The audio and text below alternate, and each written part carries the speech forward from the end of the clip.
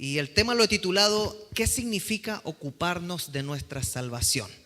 Filipenses 2 dice: por tanto, amados míos, ya que siempre han obedecido, no solo en mi presencia, sino mucho más ahora en mi ausencia, ocúpense en su salvación con temor y temblor. Porque Dios es el que produce en ustedes lo mismo el querer como el hacer, por su buena voluntad.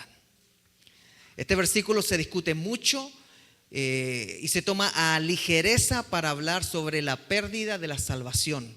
¿Se pierde o no se pierde la salvación? Yo soy calvinista y pelean mucho por la posición que ellos tomaron. Yo soy arminiano, no vamos a pelear por la salvación. Mi posición, no estamos hablando de salvación, pero como decía mi pastor, la salvación no se pierde. El que se pierde es uno. Así que ahí usted arregle el dilema. Lo único que sé es que este versículo muchas veces no se logra entender. No se logra entender porque no se analiza. Y lo que está hablando acá el apóstol no quiere o no tiene injerencia con lo que es la salvación, sino con la justificación. Y la justificación es la santificación. Son dos cosas muy diferentes y de eso quiero estar ministrando hoy. Cuando leemos el verso 12, que es el archi reconocido para utilizarlo en discusiones, dice lo siguiente en otras versiones. La NBI dice: lleven a cabo su salvación con temor y temblor. La versión PDT dice: procuren la salvación de todos ustedes y háganlo con temor y respeto hacia Dios. La versión BLPH dice: afánense con santo temor en lograr la propia salvación. La versión TLA dice: por eso, con respeto y devoción a Dios, dedíquense a entender lo que significa ser salvado por Dios.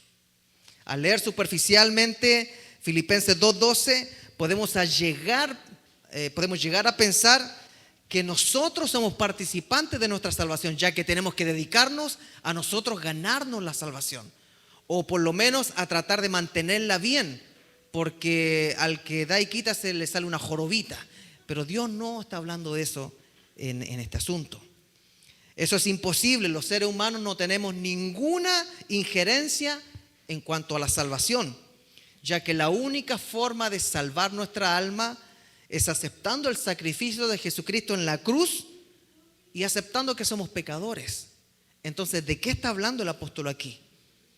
Solamente mediante el arrepentimiento, que demuestra evidencia de que nosotros queremos cambiar por amor a Dios, por amor a la cruz, podemos recibir la salvación, que es solamente en Cristo Jesús. Y no podemos olvidar lo que el mismo apóstol Pablo escribió referente a la salvación misma. En Efesios 2, cuando dice: porque por gracia sois salvos, por medio de la fe, y esto no de vosotros, pues es don de Dios. Perfecto, ahí estamos clarísimos, ¿no? No por obras, o sea, no estaría contradiciendo si pensamos que nosotros debemos trabajar por nuestra salvación, con temor y temblor, que se refiere a trabajar para nuestra salvación. No por obras para que nadie se gloríe, porque somos hechura suya, creados en Cristo Jesús para buenas obras, las cuales Dios preparó de antemano para que anduviésemos en ellas. Entonces el apóstol Pablo deja en claro que la salvación es un regalo de Dios solamente. La salvación no se puede ganar, no se puede comprar, no se puede llegar a merecer. Solamente Dios es quien puede rescatar nuestra alma de la muerte eterna. Y esa es la razón por la cual Jesucristo descendió a la tierra por un periodo corto de 33 años terrestres para cumplir, ser Emmanuel, Dios con nosotros, para cumplir las profecías de que Él habitaría con nosotros, con su pueblo, sin hermosura humana, y caminaría con ellos y no se darían cuenta, y que sufriría por ellos también de sobremanera, Isaías 53. Y también vino Jesús para dar su vida, porque Él puso su vida, resucitar y conquistar nuestra salvación eterna, que eso es vencer la muerte. Entonces, si volvemos al texto inicial: por tanto, amados míos, ya que siempre han obedecido, no solo en mi presencia, sino mucho más ahora en mi ausencia, ocúpense en su salvación con temor y temblor. Bueno, si la salvación no depende de nosotros, porque es un regalo. ¿A qué se refiere que nos ocupemos? ¿Qué significa entonces ocuparnos de nuestra salvación con temor y temblor? Eso significa que hay un proceso en el cual nosotros vamos creciendo en la santificación. Y esto involucra teológicamente 3 etapas o 3 estados que van a depender para que nosotros lleguemos a ser a la estatura de Cristo.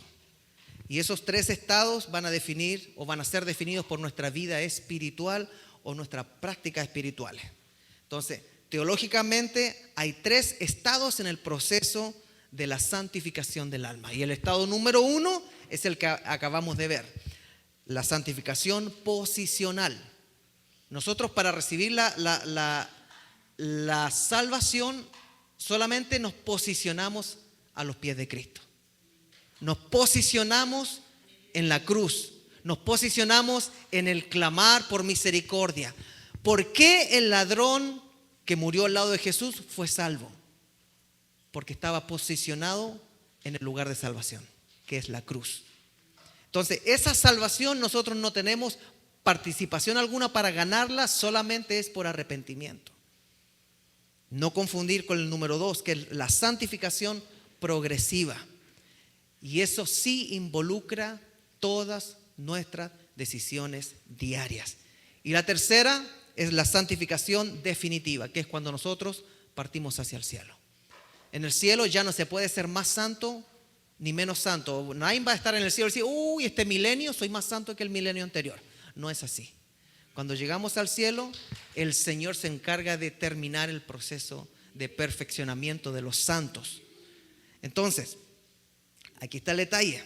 Vamos a pasar rapidito por la santificación posicional, porque esa no tenemos participación aparte del arrepentimiento, y vamos a centrarnos en la santificación progresiva, que es lo que nosotros llamamos pórtate bien, sé santo, no ande haciendo eso, que es en lo cual el legalismo ha sentado su base y que no entendemos realmente lo que es. Primero, la santificación posicional, entonces es llegar a los pies de Cristo, es estar frente a la cruz. Nadie puede ser salvo si no llega a la cruz, si no llega a mirar lo que hizo Jesucristo, si no entiende lo que estuvo sucediendo durante la pasión, desde el arresto de Jesucristo, desde el Getsemaní, si no logra sentir el dolor de Jesucristo y sentir la culpabilidad propia y declararse pecador, uno nunca va a poder tener salvación. O sea, no va a estar en la posición correcta, que es la posición de un corazón arrepentido genuinamente, que se reconoce como pecador, que es el único requisito. El ladrón lo único que necesitó para ser salvo no fue un curso de discipulado, no fue pasar horas tomando café con el pastor de la iglesia en Jerusalén, tampoco fue que le dieran una introducción a cómo ser bautizado. Solamente necesitó declararse pecador y reconocer que Jesucristo era el santo. Perfecto. De esa manera, entonces, ante los ojos de Dios, cualquier creyente genuino en Jesucristo logra la posición perfecta para ser santificado, porque está en el lugar en que es santificado por Jesucristo, por los méritos de Jesucristo. Es decir, nosotros somos santificados inicialmente al posicionarnos en la cruz. 1 Corintios 1:2 dice: a la iglesia de Dios que está en Corinto, a los santificados en Cristo Jesús.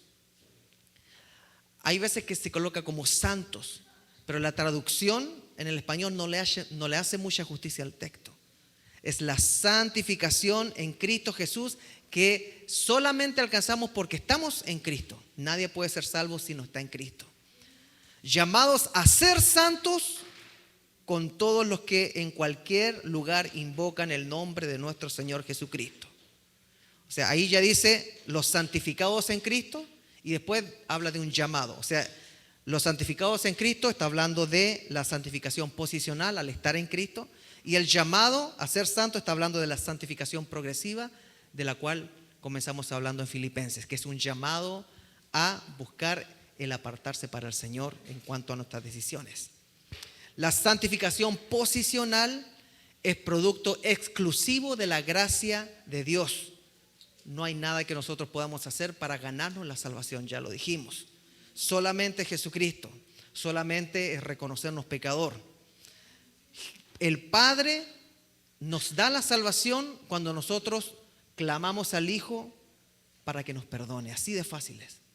Pero es un arrepentimiento genuino por los méritos de Jesús y siempre con la cruz adelante de nosotros.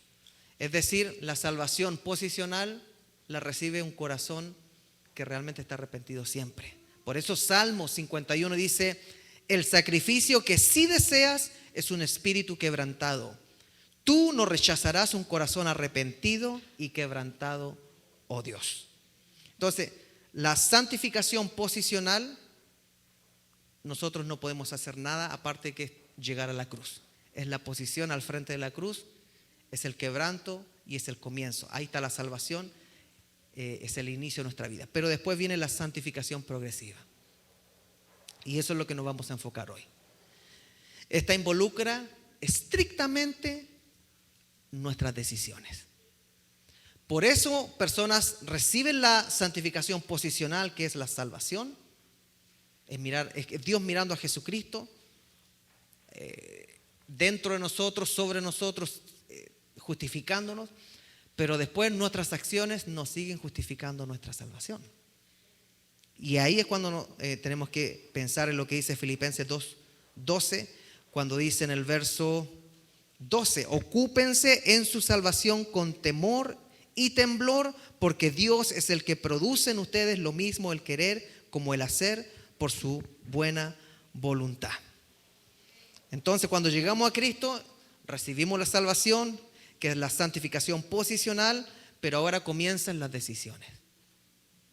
No es raro encontrar personas que han entregado su vida a Cristo y el día siguiente cometen errores. No es raro. Quizás sabemos mucho de que después de haber aceptado a Cristo, hemos caído y hemos comenzado una vida de santificación progresiva. La justicia de Cristo ya nos hace salvo cuando llegamos a Él, pero la justicia de nuestras decisiones nos demuestra muchas veces nuestra decisión a vivir una vida en santidad o en una santidad progresiva. Las decisiones que se amparan en Dios, en su voluntad, nos acercan a esa santidad progresiva, y las decisiones que se toman dándole preferencia a nuestros gustos nos van separando de lo que Dios ya ha definido para nosotros. Pero no podemos olvidar que vivimos en un mundo caído. Ninguna persona que acepta al Señor puede decir: yo ahora estoy sobre rosas. No, al momento de salir de la iglesia se da cuenta de que la calle es la misma. En las calles se puede encontrar el mismo tipo de personas manejando. En su casa van a ser las personas los mismos, sus amigos son los mismos. Es decir, el cambio se produce internamente, pero vivimos en un mundo pecador y en un mundo que no hay justicia para hacer la voluntad de Dios. Entonces ahí es donde viene el problema de la santificación progresiva. ¿Qué hago ahora? ¿Cómo demuestro mi vida nueva o mi cambio nuevo, mi nuevo nacimiento? Es más, seguimos siendo tentados, y la tentación es parte de la santificación progresiva. Ahora, ¿por qué es importante? Porque la tentación se va a basar en los pensamientos que teníamos antes y en los hábitos que teníamos antes. Es decir, una persona que acepta al Señor, Dios le da la salvación porque clama con un arrepentimiento genuino, le pide que entre en su corazón, que inscriba su nombre en el libro de la vida, pero al irse a su hogar y apagarse las luces y al estar solito, vuelve lo que él era en los pensamientos y en los hábitos, y es ahí donde comienza la lucha por hacer la voluntad de Dios. El apóstol Pablo está recomendando en estos versículos que nos preocupemos de nuestro crecimiento espiritual. Cuando dice cuiden su salvación, está diciendo procuren crecer espiritualmente, procuren madurar espiritualmente. ¿Y cómo se mide eso? Pues que como yo era el año pasado, cuando yo piense a cómo soy ahora, me dé cuenta que la palabra me ha ido cambiando mi forma de pensar. De que antes yo corría al pecado y ahora camino al pecado, por lo menos. Porque antes corría y no alcanzaba a ser detenido, pero ahora como voy así, el Espíritu Santo coloca alguien o algo que lo detiene porque está progresando en la santificación. Está tomando el camino de la madurez espiritual que no es de la noche a la mañana. Hay un refrán teológico que es muy interesante que dice: en la vida espiritual, si algo no cuesta, entonces no sirve de nada. Qué interesante. Una vez escuché también: si las cosas que valen fueran fáciles de adquirir, todas las tendrían. ¿Cuánto más la santificación? Si fuera fácil ser santo progresivamente, es decir, santo todos los días con nuestras actitudes y acciones, todos serían santos porque es fácil, pero no lo es. ¿Por qué? Porque es Dios el que coloca el querer como el hacer en nosotros. No es nuestro trabajo declararnos santos, porque algunos pueden decir: yo no peco más, y hasta van a ofrendar y a diezmar, como el fariseo que decía: mira esa pobrecita que está allá. Yo guardo el sábado, yo pago mis diezmos, yo hago esto, yo hago lo otro. Y el Señor no lo miraba a él, no era lo que él buscaba. Dios busca que haya una honestidad en nuestras decisiones. Es decir, sí fallé, Señor, y volví a fallar, pero Señor, otra vez me pongo de pie. Tu palabra dice que 7 veces cae el justo y 7 veces será perdonado. Pues hoy día me he caído 2 y son las 8 de la mañana. Ayúdame, Señor. Santo Dios. Verso 18. Vamos a Gálatas 5. Nuestra naturaleza carnal desea lo que está en contra del espíritu, y el espíritu desea lo que está en contra de la naturaleza carnal. Hermanos, hay que darnos cuenta de que tenemos un problema. Mientras estemos en este cuerpo, we got a problem, Houston. Houston, we got a problem. We have a problem. Yo cuando hablan de: pastor, ¿y a usted quiere que lo entierren completito o está bien si es que lo creman, no? Yo cuando miro mi cuerpo digo: quémenlo 7 veces, porque este cuerpo me dio problemas toda la vida. Toda la vida peleando por lo que el cuerpo quería. Toda la vida mi alma siempre ha querido servir al Señor, pero desde joven este cuerpo toda la vida me ha dado problemas. Y eso es justamente lo que dice el apóstol Pablo: queriendo hacer lo bueno, hago lo malo, porque hay una batalla aún para ir a la iglesia. El cansancio.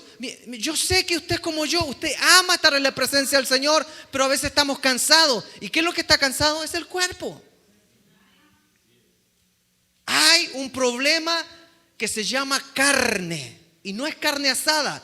Esa es buena.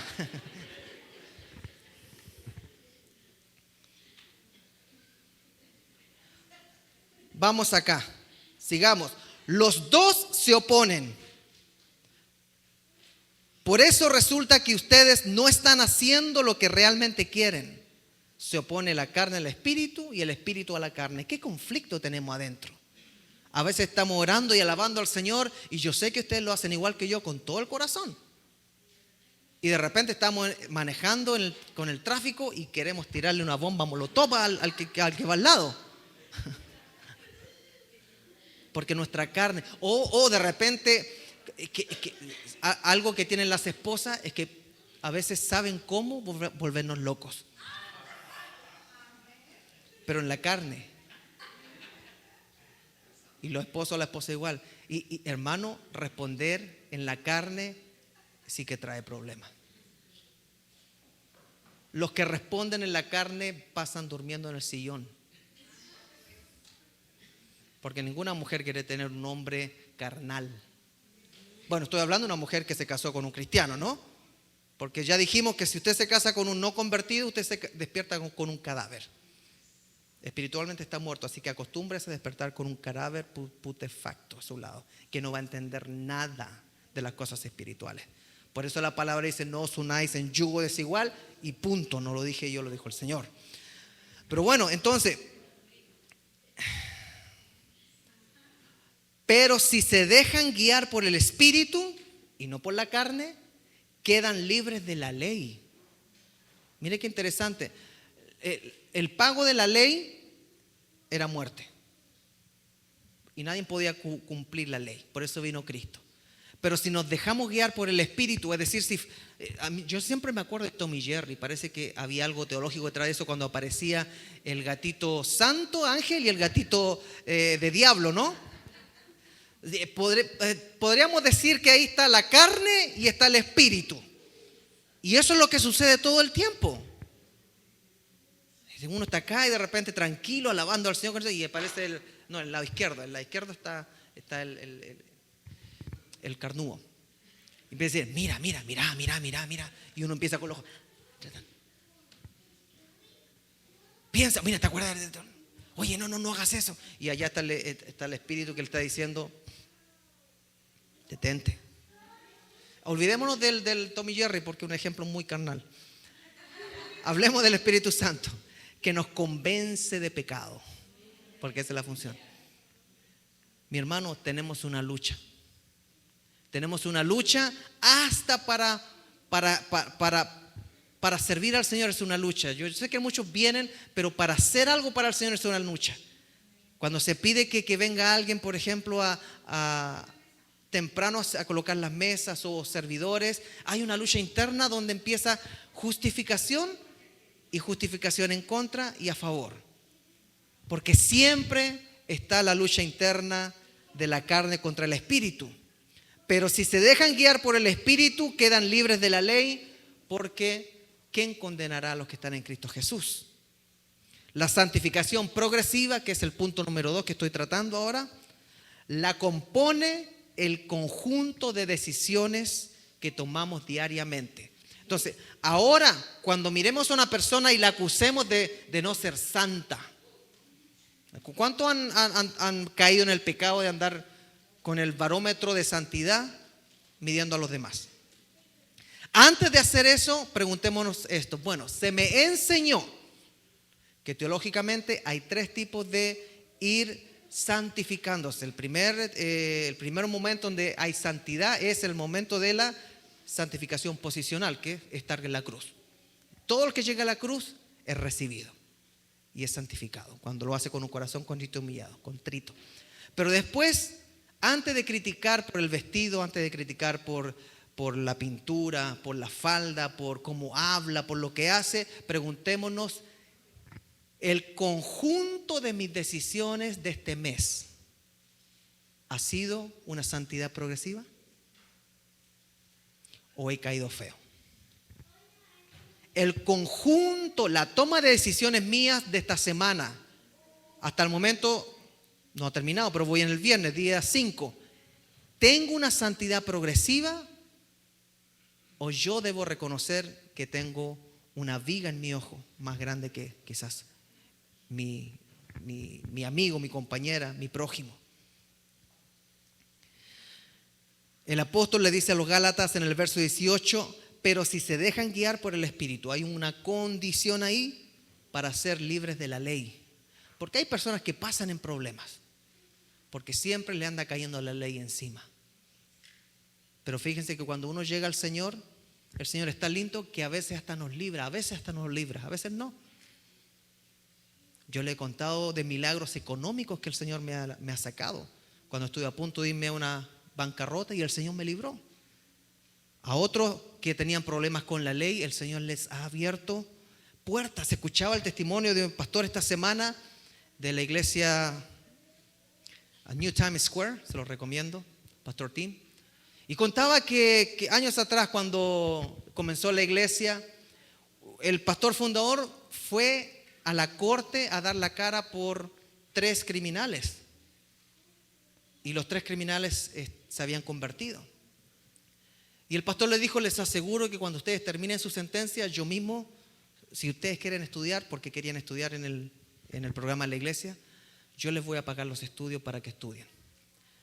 Y el juez escuchó eso y va y dice: miren, si es que estudian y terminan el curso que se les va a dar de ministros, eran un par de años, quedan libres.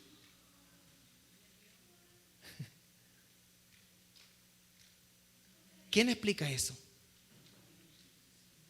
Un pastor amigo una vez me contó, fui a acompañar a un miembro a una corte con inmigración. Y yo no entendía mucho, pero lo que entendía era que no había esperanza. ¿Y sabes lo que dice Claudio? Que me arrodillé delante del juez. No tenía nada más que decir. Y el juez me miró y le dijo: por tu pastor te voy a dar una oportunidad. ¿Quién explica esas cosas? Tenía que ser el juez correcto ahí, porque si fuera un juez en contra del evangelio, lo manda volando para afuera. Pero ¿quién ordena todos nuestros pasos? Si se dejan guiar por el Espíritu, entonces quedarán libres de la ley. Quedar libre de la ley significa que ya no hay castigo porque estamos caminando por el Espíritu. ¿Y qué significa eso? Que nuestra voluntad es segundo lugar. Mire, ¿cuántos de los que estamos aquí, me incluyo, podemos decir, la mayoría de mis decisiones las tomo siempre con mi voluntad en segundo lugar? ¿Cuántos podrían decir eso? 2 Corintios 7 dice: así que, amados, puesto que tenemos tales promesas, limpiémonos de toda contaminación de carne y de espíritu, perfeccionando la santidad en el temor de Dios. Aquí el apóstol describe dos tipos de contaminación, que es la contaminación de la carne y la contaminación de espíritu. Ya no es en el Espíritu de Dios, sino que la contaminación de nuestro espíritu interno. La contaminación de la carne, como dice Colosenses 3, dice: cuando Cristo vuestra vida se manifieste, entonces vosotros también seréis manifestados con Él en gloria. Haced morir pues lo terrenal en vosotros: fornicación, impureza, pasiones desordenadas, malos deseos y avaricia, que es idolatría. Cosas por las cuales la ira de Dios viene sobre los hijos de desobediencia, y en las cuales vosotros también anduvisteis en otro tiempo cuando vivíais en ellas. O sea, eran practicantes. ¿De qué eran practicantes? Disculpe, se me olvidó. Eran practicantes de fornicación, eran practicantes de impureza, eran practicantes de pasiones desordenadas, eran practicantes de malos deseos, eran avaros, eran idólatras en ese sentido. Pero ahora su espíritu estaba controlando la carne, el Espíritu de Dios controlando la carne. Gálatas 5 dice: y manifiestas son las obras de la carne: adulterio, fornicación, inmundicia, lascivia, idolatría, hechicería, enemistades, pleitos. Aquí comienza a colocarse más cristiana la cosa.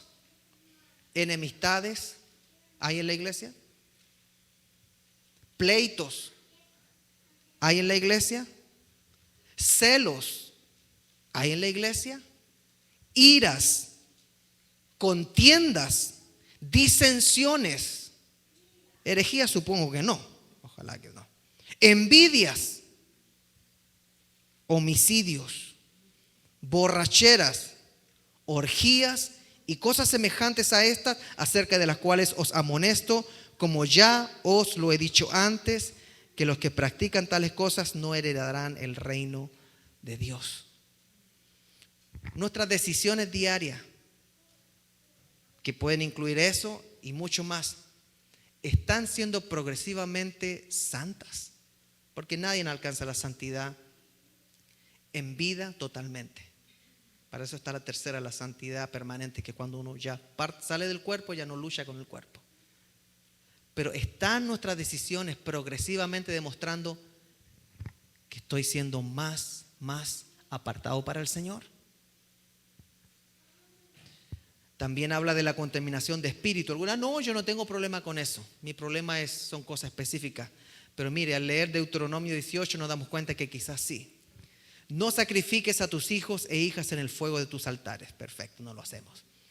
No permitas que nadie practique la adivinación. Ni que busque señales para decir lo que sucederá en el futuro.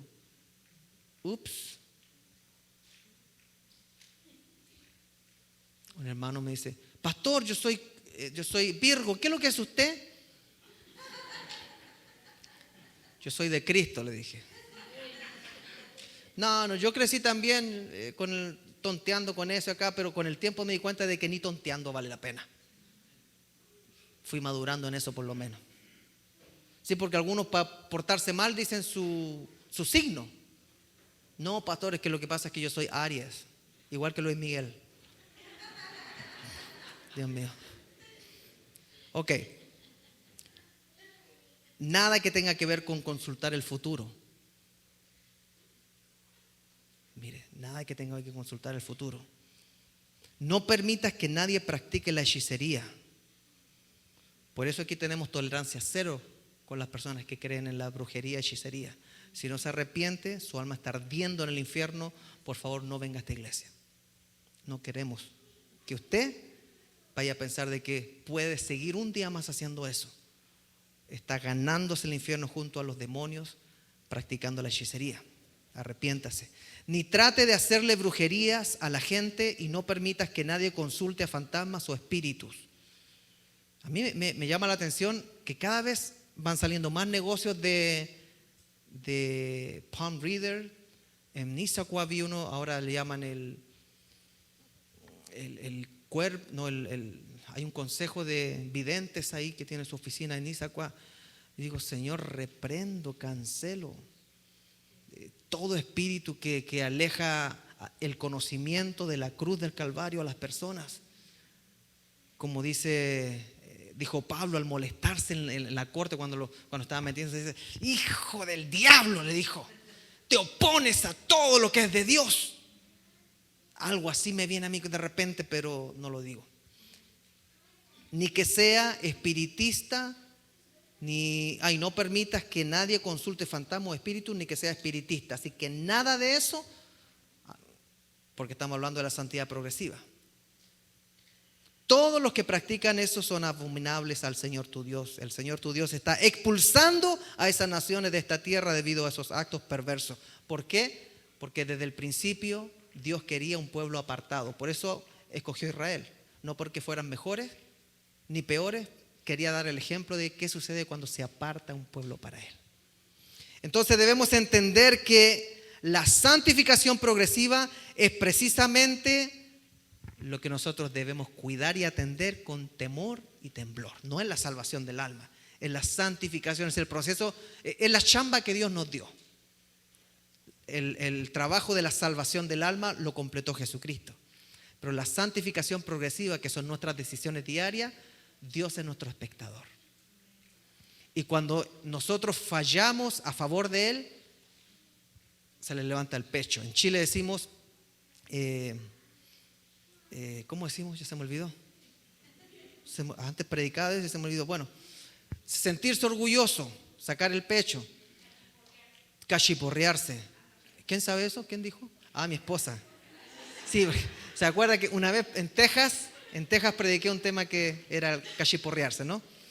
Por eso sí. Hay veces que Dios se cachiporrea a nosotros, que saca pecho, igual como lo hizo con Job, ¿no? Y hay veces que nuestras decisiones, en vez de avanzar, de ser progresivas, son retroactivas. Y el Señor a través del Espíritu Santo, se duele de nuestras decisiones. Esa es la vida espiritual que tenemos. Nosotros todos los días debemos levantarnos al colocar un pie y pensar, ¿voy camino a una santidad progresiva hoy o voy a darle rienda suelta a mis decisiones? Eso es madurez. Y yo le aseguro que al igual que yo, muchos les va a tomar años ir madurando y tomar decisiones en base a colocar a Cristo como el primero. Gloria a Dios. ¿Dónde voy?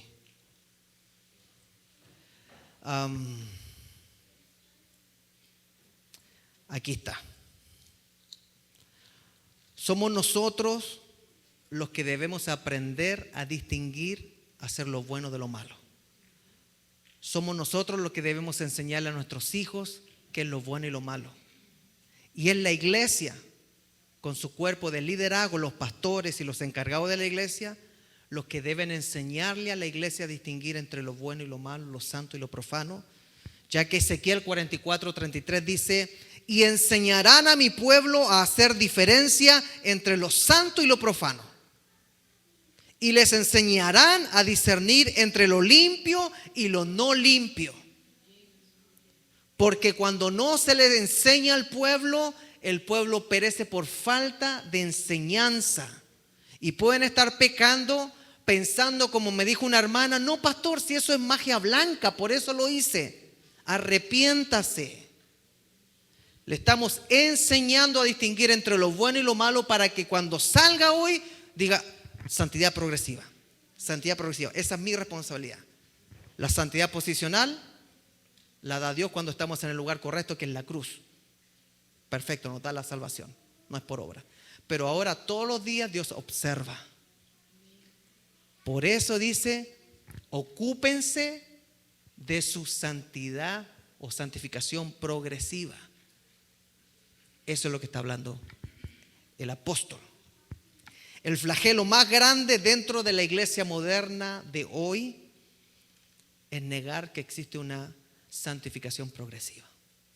O quizás no negarlo, pero ocultarlo y quedarse calladito, colocando actividades de luces, de sonido, de actividades, y no decirle a las personas: todos los días van a tener que tomar decisiones que van a definir si van creciendo espiritualmente o van retrocediendo espiritualmente. Se quiere mantener una iglesia entretenida en vez de decirle a las personas: Jesús ya nos dio la salvación a través de su sangre, ya estuvimos en el lugar correcto, que es la cruz, pero ahora existe la santificación progresiva, que Dios la coloca en nuestras manos, en nuestro corazón. Aunque podamos ser débiles, porque sí somos débiles en algunas áreas. Algunos son fuertes con la derecha, pero son débiles con la izquierda.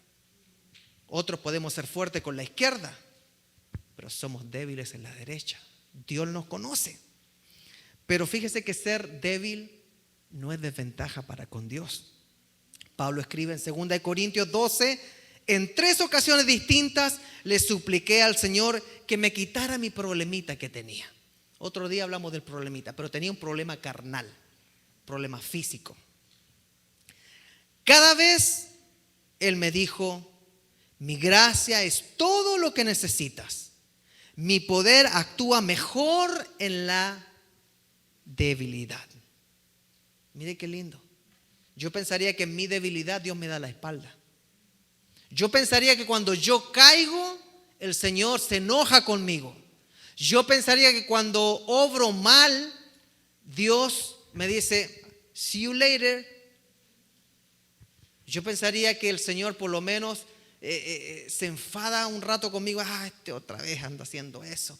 Pero Él dice que es en la debilidad donde Él comienza a obrar, no en la fortaleza de uno. Si somos fuertes, ¿para qué va a estar Dios ahí si ya nos declaramos fuertes?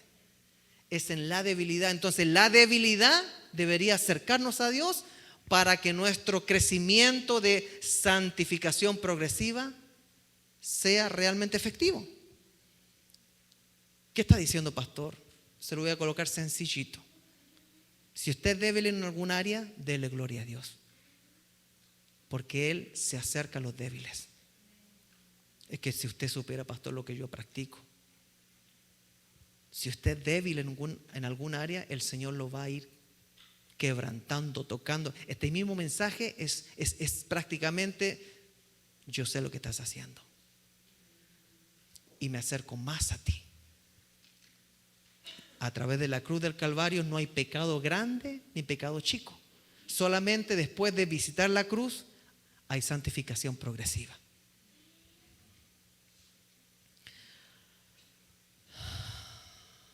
Cada vez Él me dijo: mi gracia es todo lo que necesitas, mi poder actúa mejor en la debilidad, así que ahora me alegra jactarme de mis debilidades. ¿Cómo es eso, Pablo? No sea ridículo. Sí, me alegra jactarme de mis debilidades. Estoy hablando con el texto. Para que el poder de Cristo pueda actuar a través de mí. ¿Quién se atreve a decir eso? Me voy a jactar de mis debilidades. ¿Quién se atreve aquí a ponerse de pies y a dar una lista de sus debilidades? Pues Pablo decía que él se jactaba de sus debilidades. Es que el evangelio que nos predicaron a nosotros era esconder las debilidades y mostrar las fortalezas. ¿Qué les parece si es que tiene un pastor que cada vez le va mostrando más sus debilidades y usted lo copia? Le voy a decir una debilidad número 1 en mí. ¿Está listo? Me arrepentí. Mejor otro día. ¿Por qué se preocupa de mis debilidades? Preocúpense de la suya. Amada iglesia, no debemos avergonzarnos delante de Dios de nuestras debilidades. ¿Sabe de qué hay que avergonzarse? De no clamarle a Dios sabiendo que Él es misericordia, de no pedirle su gracia, sabiendo que Él la da sobreabundantemente. Debería darnos vergüenza de no pedir su ayuda, de no pedir su socorro, de no pedir su perdón. Mi hermano, no se acaba su perdón, no se acaba su misericordia, no se acaba su gracia. Es más, Pablo termina diciendo que donde sobreabunda el pecado, ¿sabe qué es lo que sobreabunda más? Donde abunda el pecado, sobreabunda la gracia. Y nosotros andamos preocupados de que me vayan a pillar. Vale la pena contarle a Dios nuestras debilidades, porque eso significa santificación progresiva. Be honest with God. ¿Qué me puede traducir? Ya. Mi hermana Diana parece que va a ser la siguiente traductora. Be honest with God. Sé honesto con Dios, seamos honestos con Dios, porque confesando nuestras debilidades nos acercamos a su gracia, a su misericordia, al beneplácito, al favor de Dios. Pero el que niega sus debilidades, Dios lo mira de lejitos, porque ese es orgullo.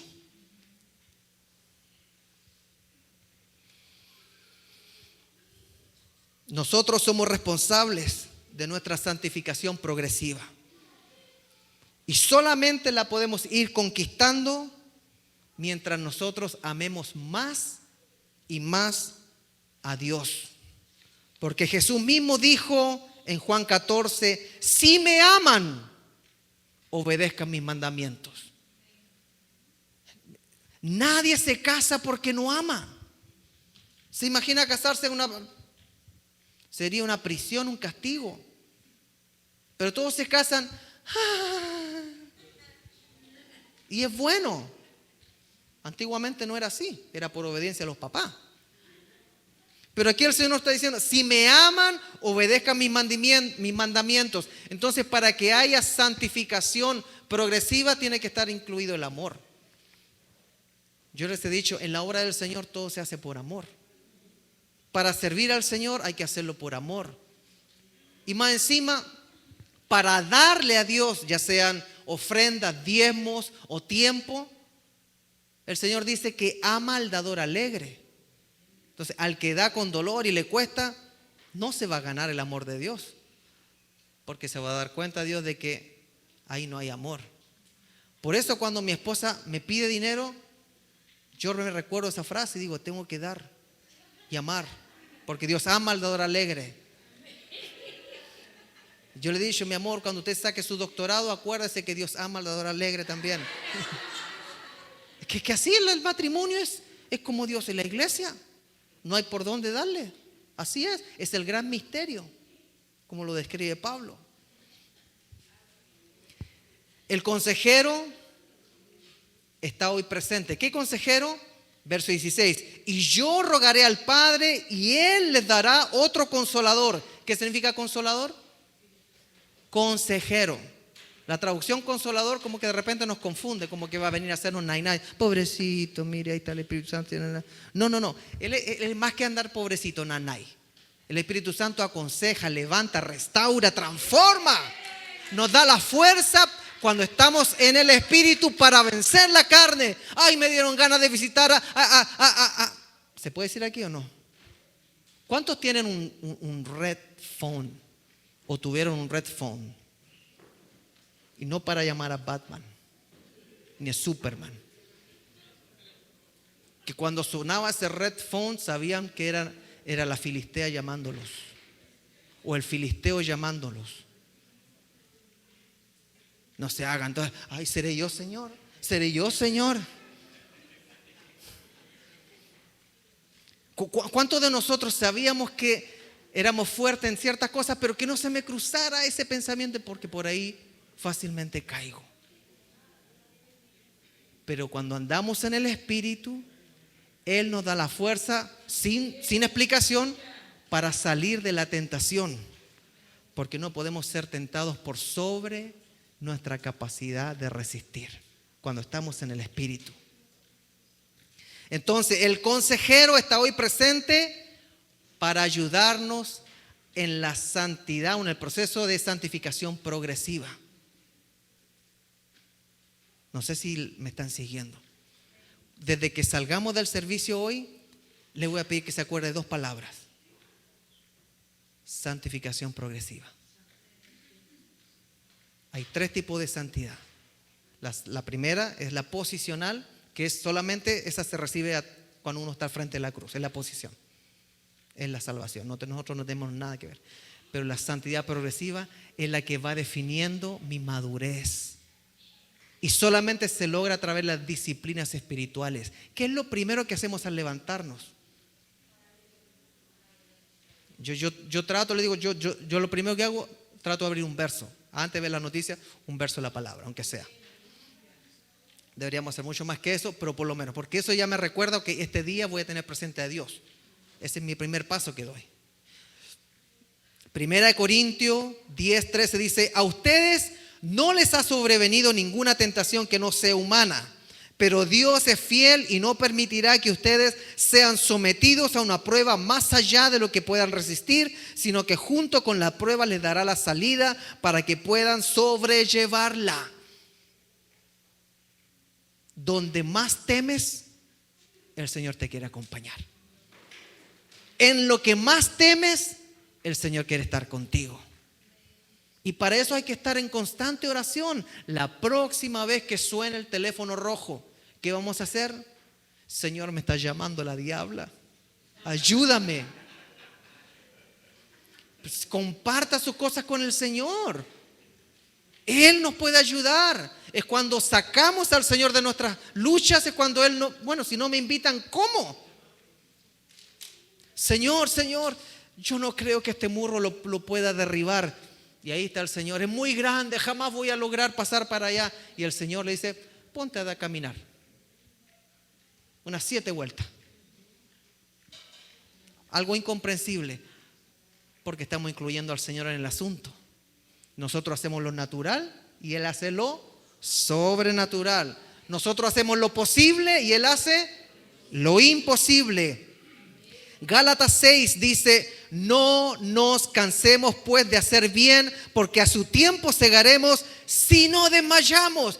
Qué triste, no sé si ha visto algunos corredores de 100 metros o 500 metros que dan, y antes de llegar a la meta parece que les viene un bajón y le empiezan a pasar todos los correcaminos y pierden la carrera en el último segundo.